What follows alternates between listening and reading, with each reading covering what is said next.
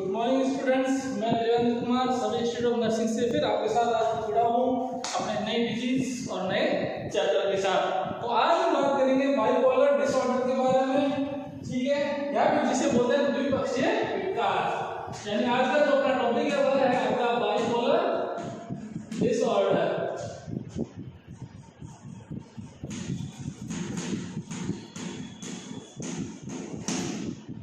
अब bipolar disorder की बात करें, बाइपोलर डिसऑर्डर होता है एक्चुअली एक प्रकार की कंडीशन पाई जाती है या ग्रुप डिजीज है, क्योंकि अपन बात करें डिसऑर्डर की मतलब डिजीज की, तो ये एक प्रकार का रोग समुच्चय भी कह सकते हैं या ग्रुप डिजीज और ग्रुप भी कह सकते हैं, जिसके अंदर एक से ज्यादा डिजीज पाई जाती है।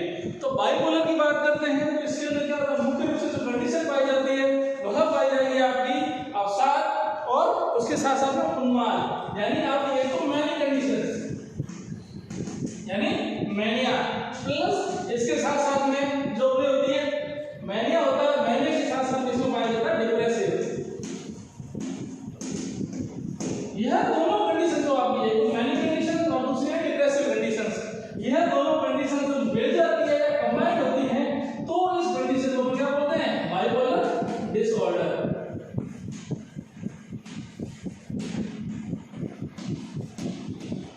तो आज की जो डिजीज है बाइपोलर डिसऑर्डर, उसका जो संक्षिप्त है या फिर साल के अंदर बात करें तो यह कंडीशन पाई जाती है बाइपोलर डिसऑर्डर के अंदर। अब बाइपोलर डिसऑर्डर की बात करें तो यह एक प्रकार का चक्रीय है, सर्कुलर एंगल है।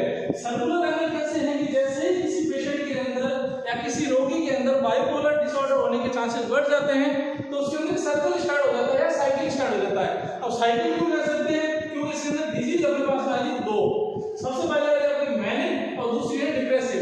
यानी जिस पेशेंट के अंदर या जिस व्यक्ति के अंदर या जिस इंडिविजुअल के अंदर बाइपोलर डिसऑर्डर होने के चांसेस होते हैं उसके अंदर ये जो दोनों डिजीज हैं आपकी, पहली मैनिया और दूसरी डिप्रेसिव, मैनिया और डिप्रेशन ये दोनों क्या करती है अल्टरनेट कंडीशन के अंदर या साइक्लिकल कंडीशन के अंदर पहले मैनिया के सिम्टम्स दिखेंगे, उसके बाद आपके डिप्रेशन के सिम्टम्स दिखेंगे, या फिर पहले डिप्रेशन दिखते हैं उसके बाद मैनिया। यानी यह दोनों डिजीज जो है आपकी अल्टरनेट कंडीशन के अंदर क्या होती रहती है, शो होती रहती है। तो इन्हीं शोइंग के कारण इन्हें हम क्या बोलते हैं, बाइपोलर डिसऑर्डर। यानी यहाँ पर बाइपोलर डिसऑर्डर या द्विपक्षीय विकार के अंदर आपकी दोनों डिजीज है वो कंटिन्यू क्या होती रहती है, शो होती रहती है, ठीक है।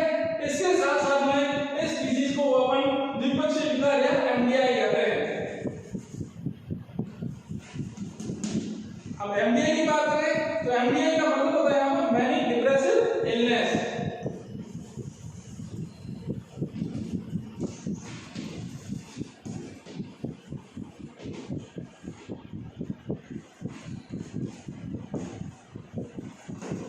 यह है इस बाइपोलर डिसऑर्डर का आपका नया नाम, जिसे हम नॉर्मली मुख्य रूप से क्या कहते हैं, एमडीआई।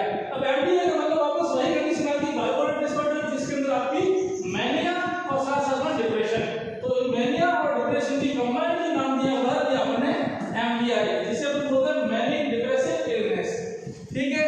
इस नाम से भी अपन बाइपोलर डिसऑर्डर को जानते हैं। तो इसके अंदर मुख्य रूप से देखो क्या हुआ, पहला आपका बाइपोलर डिसऑर्डर, उसके बाद में आता आपका एमडीआई जिसे हम मैनिक डिप्रेसिव इलनेस भी कहते हैं और द्विपक्षीय विकार भी कह सकते हैं, ठीक है। यह था बाइपोलर डिसऑर्डर। अब होता क्या है इस डिजीज के अंदर, इस डिजीज के अंदर आपको जो मैनिया है जिसे हम उन्माद कहते हैं और डिप्रेशन कहते हैं जिसे हम बोलते हैं अवसाद। अब क्या होता है, यह दोनों कंडीशन इस डिजीज के अंदर अल्टरनेट कंडीशन के अंदर बदलती रहती हैं, एक दूसरे को ओवरलैप करती रहती हैं। यानी पहले आपको जब मैनिया के सिम्टम्स दिखते हैं तो ठीक उसी के बाद मैनिया के बाद आपके अंदर डिप्रेशन के सिम्टम्स भी शो होने लग जाते हैं, ठीक है। अब यह जो होते हैं वो बाइपोलर डिसऑर्डर है, ये होते हैं आपके डीप यानी गहरे, और साथ में इसके साथ में बहुत लॉन्ग टाइम तक यानी लंबे समय तक चलते रहते हैं या दिखते रहते हैं या पेशेंट के अंदर शो होते रहते हैं, ठीक है। इसके साथ साथ में यह जब लॉन्ग टाइम तक चलते रहते हैं यानी जो कंडीशन है, एक तो बाइपोलर डिसऑर्डर है वो कैसे डीप है यानी बिल्कुल गहरी, और उसके साथ साथ में लॉन्ग यानी लंबे समय तक गहरा और लंबे समय तक डिजीज होने के कारण इसका जो रिजल्ट निकलता है वह निकलता है आपका एंगर के अंदर।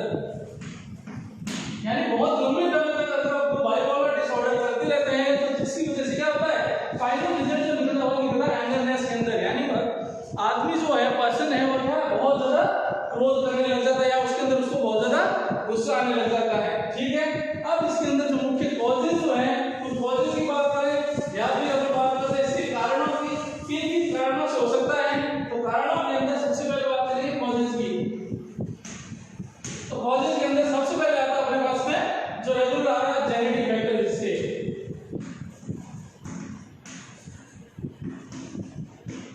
अब बात करें जेनेटिक फैक्टर की, तो जेनेटिक फैक्टर के अंदर ये देखा गया है, स्टडीज की गई है, तो स्टडीज के अकॉर्डिंग देखें तो स्टडीज के अंदर सबसे पहले देखा गया है जो ट्विंस होते हैं यानी जुड़वा बच्चे, उनकी स्टडी के अंदर देखा गया है कि इन ट्विंस के अंदर या जुड़वा बच्चों के अंदर देखा गया है लगभग 33 से 90% जो स्टडी हुई है उसमें ये देखा गया 33 से 90% जो बच्चे हैं जुड़वा, उन जुड़वा के अंदर बाइपोलर डिसऑर्डर होने के चांसेस बढ़ जाते हैं।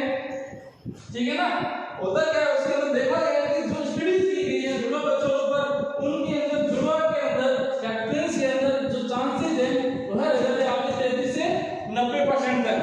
उसके अलावा बात करें किसी और भी तो उसके अंदर ये देखा गया है कि इसके अलावा जो गोद लिए गए बच्चे हैं आपके, अब जो गोद लिए गए बच्चे हैं उन बच्चों के अंदर ये देखा गया है कि जो गोद लिए गए बच्चे हैं उनके अंदर जो बायोजेनिक पेरेंट्स हैं उनके, यानी जो बायोजेनिक पेरेंट्स है, ठीक है ना, उनके अंदर ये देखा गया है कि उनके अंदर भी ये चांसेस जो है बाइपोलर डिसऑर्डर के, ये बाइपोलर 1 यानी जो उनके पेशेंट जो थे, अभी जो बायोजेनिक पेशेंट है उन बायोजेनिक पेशेंट के अंदर अगर किसी को बाइपोलर डिसऑर्डर है, ठीक है ना, तो उस कंडीशन के अंदर इनको भी होने के चांसेस जो है बढ़ जाते हैं। यानी जो बायोजेनिक पेशेंट है जिन्होंने बच्चे गोद में लिया है, उन गोद लिए गए बच्चों के अंदर भी बाइपोलर डिसऑर्डर होने के चांसेस रह जाते हैं। यह था आपका आनुवंशिक कारक। उसके बाद में बात करते हैं पहले सेकंड आनुवंशिक कारक हो गया, आनुवंशिक कारक के बाद में आपका सेकंड शब्द है न्यूरोकेमिकल फैक्टर। ये था आपका पहला, सेकंड इसके बाद में न्यूरो।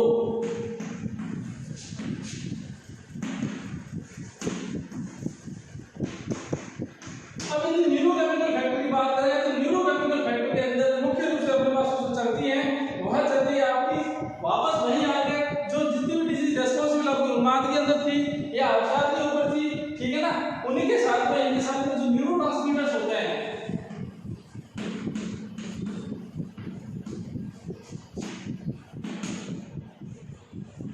ये क्या करते हैं जो न्यूरोट्रांसमीटर है, क्या न्यूरोट्रांसमीटर क्या करते हैं विभिन्न प्रकार के जो मनोदशा है वो चेंज करते रहते हैं अल्टरनेट कंडीशन के अंदर, यानी आपकी ब्रेन के अंदर जो चेंजेस आ रहे हैं या आपके मूड के अंदर जो स्विंग्स आ रहे हैं, बदलाव जो आ रहे हैं, यह सारे के सारे जो है वो क्या होता है न्यूरोट्रांसमीटर की वजह से चेंज होते रहते हैं। उसके अलावा आपने जो हार्मोनल इफेक्ट देखे गए हैं इसके साथ साथ न्यूरोट्रांसमीटर और जो सेकंड इसके साथ में हार्मोनल फैक्टर्स।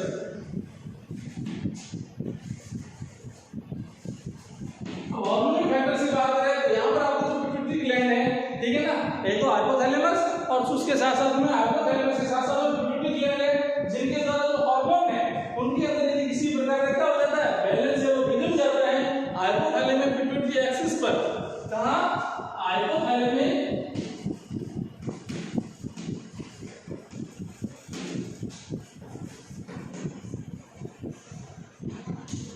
पिट्यूटरी एक्सिस, यह जो एक्सिस होता है हाइपोथैलेमस पिट्यूटरी एक्सिस जो होता है, इस एक्सिस पर यदि आपकी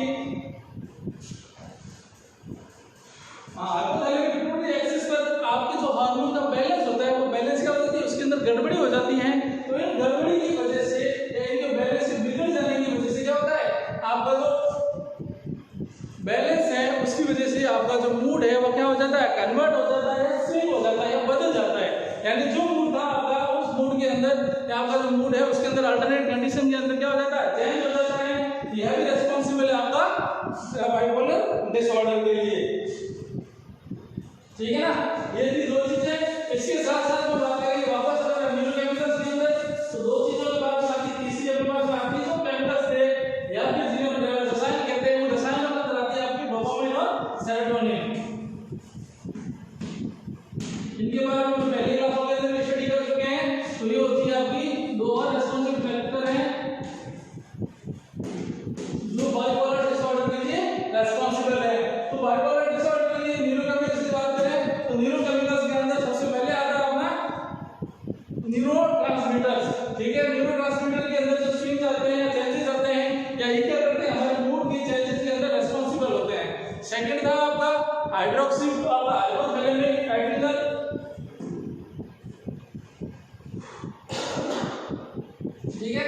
इसके अंदर सेकंड पॉइंट था अपना हाइपोथैलेमिक पिट्यूटरी एड्रिनल एक्सिस जो था, हाइपोथैलेमिक पिट्यूटरी एड्रिनल एक्सिस के अंदर जो बैलेंस आता हार्मोन के अंदर, उन हार्मोन का बैलेंस के अंदर यदि किसी प्रकार का इम्बैलेंस या वो बैलेंस बिगड़ जाता है, तो उस बैलेंस में बिगड़ जाने की वजह से क्या होता है, हमारा मूड है वो क्या चेंज हो जाता है या स्विंग आ जाते हैं। उसके अलावा उसके बाद थर्ड फैक्टर जो काम करता है वह होता है डोपामाइन और सेरोटोनिन। ये डोपामाइन और सेरोटोनिन की वजह से, सेरोटोनिन की वजह से भी हमारा जो मूड है वो कंटिन्यू क्या हो जाता है, चेंज होता रहता है या बदल जाता है। तो ये फैक्टर से आपके तीनों केमिकल्स फैक्टर्स थे जिनकी वजह से, ये केमिकल्स की वजह से हमारा जो मूड है वह चेंज हो जाता है और हमारे मूड में जो स्विंगनेस आती है या जो स्विंग हो जाता है या बदलाव जो आते हैं वही रिस्पांसिबल है आपके बाइपोलर डिसऑर्डर के लिए। तो पहला आपका जेनेटिक फैक्टर, सेकंड आपका न्यूरोकेमिकल एंड थर्ड फैक्टर जो आता है वो आपका एनवायरमेंटल फैक्टर।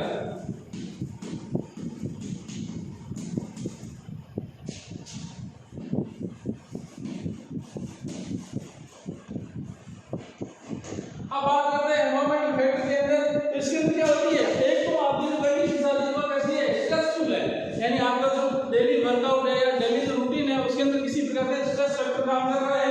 उसके अलावा आपके आसपास का जो परिवेश है या एनवायरनमेंट है या वातावरण है उसके अंदर आपको प्रॉपर्ली कंफर्टेबल फील नहीं कर पाते, या जिसके अंदर आपकी जो सीजन के साथ में तालमेल होता है, ठीक है ना, आपकी जो कंडीशंस आ रही है वो आप पूरी सेट आउट नहीं कर पाते, सीजन के साथ में आपका तालमेल नहीं बैठ पाता, जिसकी वजह से क्या होता है आपके अंदर विभिन्न प्रकार के मूड के अंदर क्या आते हैं, बदलाव आते हैं। उसके साथ साथ में आप किस प्रकार का कार्य कर रहे हैं, यानी आपके कार्य करने की जो प्रकृति है उसकी वजह से भी बाइपोलर डिसऑर्डर होने के चांसेस बढ़ जाते हैं।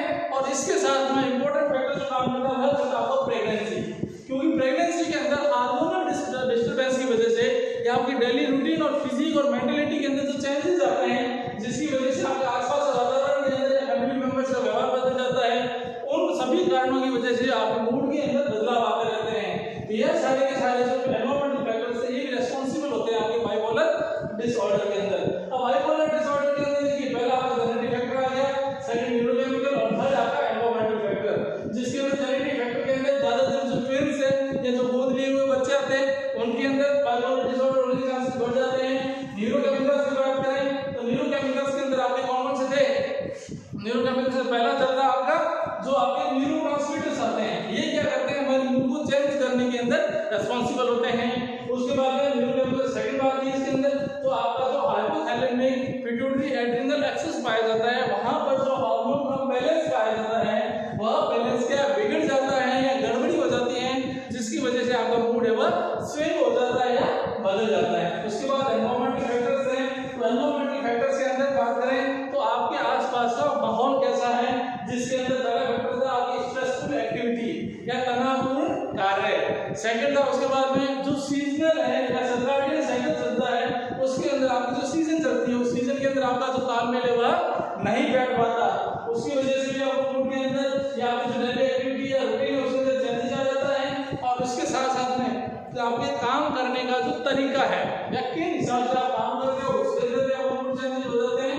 और इसके साथ साथ में प्रेगनेंसी के अंदर आपके अंदर जो हार्मोन का जो चेंजेस आता है या बदलाव जो आता है ये सारे के सारे फैक्टर्स हैं, ये सारे के सारे आपके एनवायरमेंटल फैक्टर्स हैं। नेक्स्ट हम बात करेंगे साइन ऑफ सिम्टम्स की। ये थे कॉजेज आपके एनवायरमेंटल फैक्टर्स, न्यूरोकेमिकल और इसके साथ साथ आपके जेनेटिक फैक्टर्स। ये तीन फैक्टर है जो मुख्य रूप से बाइपोलर साइकिल या बाइपोलर डिसऑर्डर के लिए रिस्पांसिबल होते हैं। नेक्स्ट है अपने साइन ऑफ सिम्टम्स।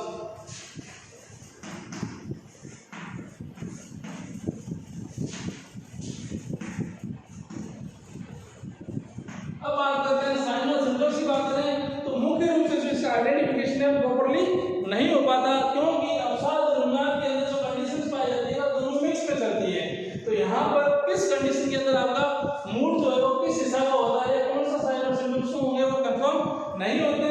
फिर भी इसके अंदर क्या है, जो भी मूड आपका है या जो भी सिम्टम्स दिखते हैं वो स्थिर रहते हैं या एक जगह पे कंफर्टेबल रहते हैं, जिसकी वजह से क्या है लगभग आपकी जो एक्टिविटीज होती है आपके साथ जो घटनाएं हो रही है वह कैसी रहती है, स्थिर रहती हैं। जैसे अगर उन्माद है तो उन्माद की कंडीशन के अंदर रहोगे और जैसे ही चेंज हो गया आप अवसाद के अंदर पहुंच जाते हो तो अवसाद की कंडीशन रहेगी। तो यह दोनों घटनाएं एक दूसरे में क्या होती है, स्थिर रहती है, रिस्पांसिबल होती है, डिपेंड होती है कि कौन सा मूड है या किस प्रकार का आपका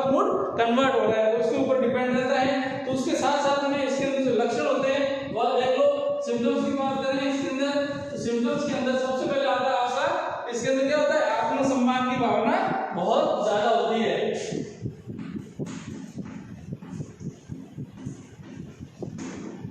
यह इसका पहला साइड आत्मसम्मान, यानी जहां भी बात कर रहे हैं ये खुद को हमेशा वैल्यूएबल या इनकी जो भी बात होती है उसके अंदर खुद को वैल्यूएबल समझते हैं, इनके अंदर खुद के अंदर आत्मसम्मान की भावनाएं बहुत ही ज्यादा और अधिक उन्नत होती हैं। दूसरा होता है इनके जो भी शब्द वगैरह होते हैं उसके अंदर होता है आडंबर, जिसे हम बोलते हैं शब्दाडंबर।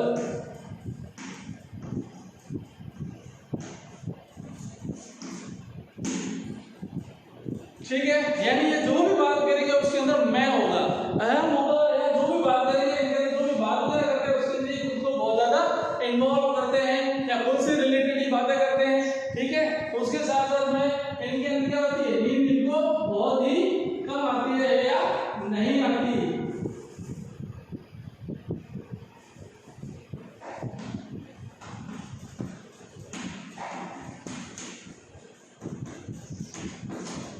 यह इसका तीसरा सिम्टम्स। उसके बाद में ये क्या है, बोलने के अंदर ये बहुत ज्यादा तेज या अधिक बोलते हैं।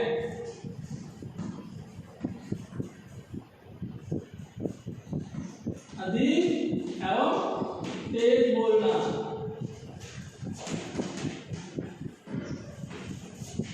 यह इसका नेक्स्ट सिम्टम्स है। इसके बाद बात करें तो इसके अंदर जो विचार, उसके बाद बात करें नेक्स्ट पॉइंट की बात करें, इनकी जो विचारों की या मन की जो उड़ान है वह बहुत ज्यादा तेज होती है। यानी इनका जो मन है वो कोई भी कार्य करते हैं उस कार्य को करने के अंदर बार बार इनका मन जो है वह बदलता रहता है, यानी इनका जो मन है वह स्थिर नहीं होता।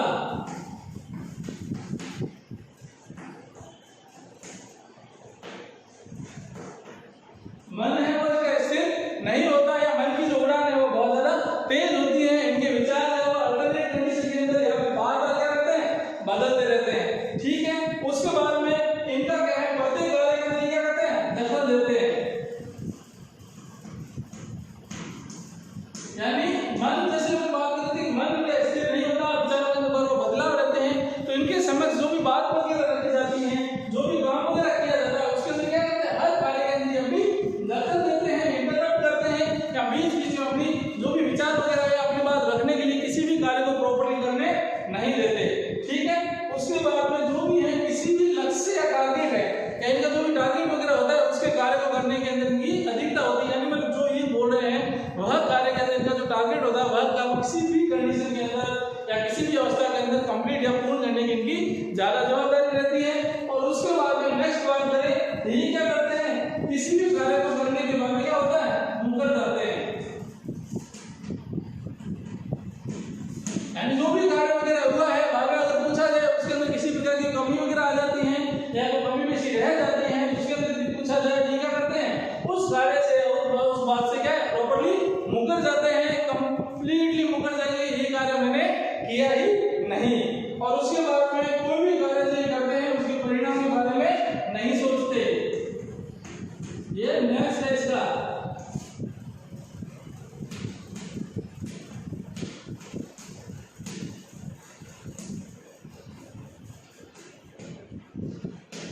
जो भी कार्य कर रहे हैं या किसी भी कार्य को या लक्ष्य टारगेट करके कोई भी कार्य करिए स्टार्ट करते हैं, उस कार्य के बारे में या उसके होने वाले जो परिणाम है उनके बारे में नहीं सोचते। उसके बाद में क्या है, यह बहुत ज्यादा खर्चीले होते हैं।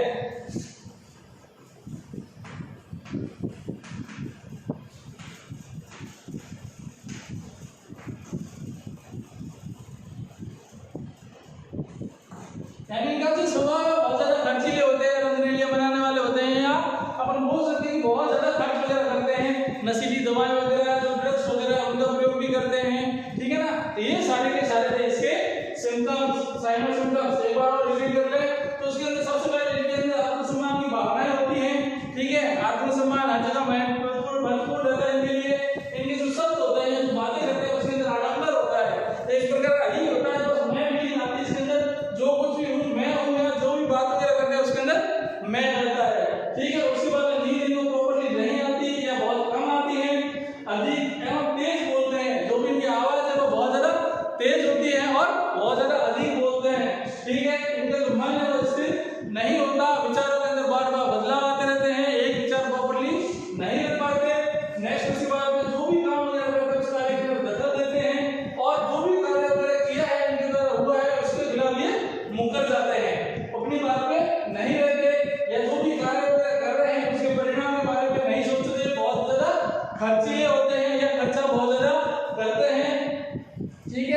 ये था इनके साइन और सिम्टम्स।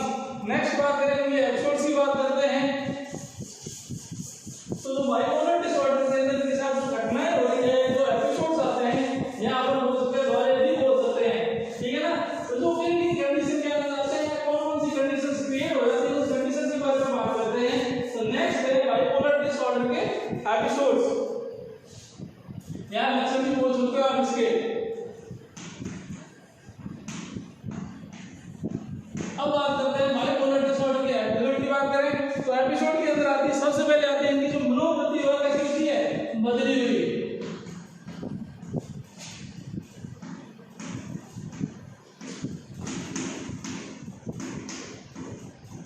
इनकी जो मनोदशा बोल सकते हो, इनका मूड बोल सकते हो, या इनकी मनोवृत्ति वो कैसी है, जैसे नॉर्मल बिहेव करते हैं वह नहीं हो पाता, यानी इनकी जो मनोवृत्ति है वो इनमें कैसी है, बदल जाती है, ठीक है। सेकंड बात करें इनके अंदर, उसके बाद में ये होते हैं जो होते हैं कैसे होते हैं, निराशावादी।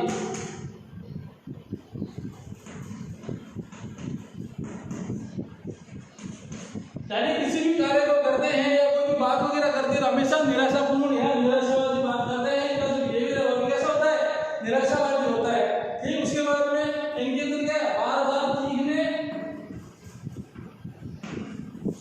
या रोने के दौरे पड़ते हैं।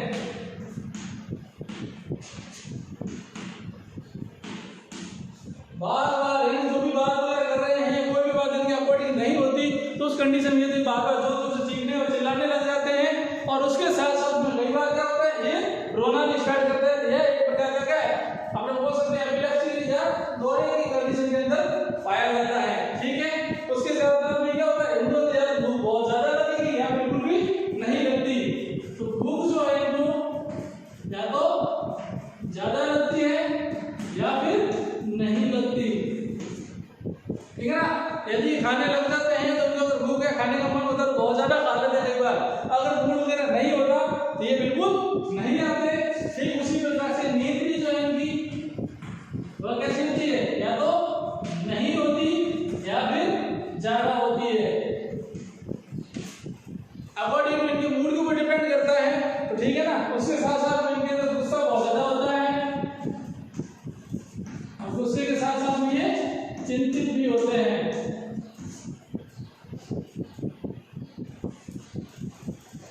ठीक है। उसके बाद में इनके अंदर थकावट भी होती है, आने भी होती है, ध्यान का केंद्र नहीं होता, और कई बार सुसाइड करने के विचार भी आते हैं बाइपोलर डिसऑर्डर के अंदर, ठीक है। इसके साथ साथ में इनकी व्यवहारिक समस्या भी होती है, जैसे स्कूल से भाग जाते हैं या किसी भी कार्य को है वो बीच में छोड़कर चले जाते हैं, जो भी कार्य कर रहे हैं उसको बीच में छोड़ देते हैं, ठीक है ना। इसके साथ साथ में कई बार बहुत ज्यादा गुस्सा होने के कारण ये हिंसात्मक प्रवृत्ति भी शो करते हैं,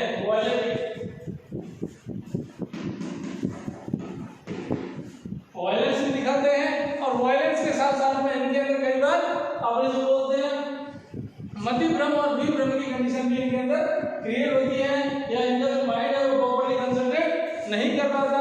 यह थे इसके एपिसोड्स या लक्षण, ठीक है। इसके बाद बात करते हैं इसके ट्रीटमेंट की, यानी नेक्स्ट अपने पास में बाइपोलर डिसऑर्डर का ट्रीटमेंट या इलाज क्या है इसका, कैसे आप ट्रीटमेंट कर सकते हो, कौन कौन सी थेरेपी चीज होती है इसके अंदर, उनके बारे में बात करेंगे। तो बाइपोलर डिसऑर्डर के अंदर सबसे पहले बात करें मेडिसिन की या ड्रग्स की। तो बाइपोलर डिसऑर्डर के अंदर मेडिसिन की बात करें तो इसके अंदर जो मेडिसिन दी जाती है वह दी जाती है, सबसे पहले आपको बात की थी अपनी बाइपोलर डिसऑर्डर है, जिसके अंदर क्या है, आपका उन्माद और अवसाद अल्टरनेट कंडीशन में आता है। तो इस कंडीशन में जो कन्वर्जन्स आते हैं या दौरे पड़ते हैं, तो दौरों को रोकने के लिए एंटी कन्वर्जन,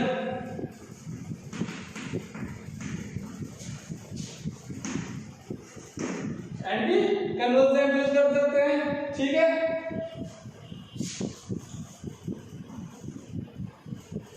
अब एंटी कन्वर्जन के अंदर आपकी एंटी कन्वर्जन और एंटी डिप्रेसेंट,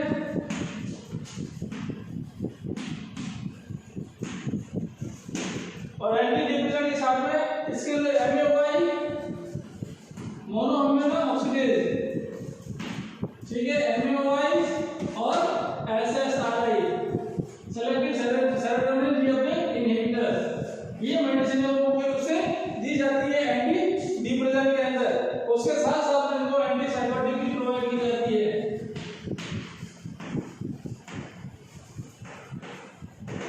ये इसकी मेडिसिन जिनके अंदर देखो आप मेडिसिन के अंदर एंटी कन्वर्जन मेडिसिन आती है, एंटी डिप्रेसेंट है जिसके अंदर मुख्य रूप से MAOI और SSRI ये मेडिसिन दी जाती है। और इन मेडिसिन के साथ में आपकी एंटीसाइकोटिक मेडिसिन भी पेशेंट को प्रोवाइड की जाती है। यदि इनकी मेडिसिन उसके बाद में बात करें मनोचिकित्सा की थेरेपीज की बात करें तो थेरेपीज के अंदर इनको मुख्य रूप से कॉग्निटिव बिहेवियर थेरेपी, साथ साथ में family therapy, psychotherapy, psycho education, IPT interpersonal therapy, ये सारी की सारी थेरेपी दी जाती है। इनका यदि कोई असर नहीं होता तो लास्ट के अंदर अपने ECT भी प्रोवाइड की जाती है, जिसके फलस्वरूप इनके जो प्रॉपर्ली ट्रीटमेंट वगैरह प्रोवाइड कर सकते हैं। यह था आपका आज का बाइपोलर डिसऑर्डर, उनके साइन और सिम्टम्स, क्लिनिकल मैनिफेस्टेशंस, उनके अंदर लक्षण कौन कौन से थे, किन किन कारणों से होता है और क्या इसका इलाज है। तो इसी के साथ आज का अपना बाइपोलर डिसऑर्डर टॉपिक हमारे पर समाप्त होता है। Thank you.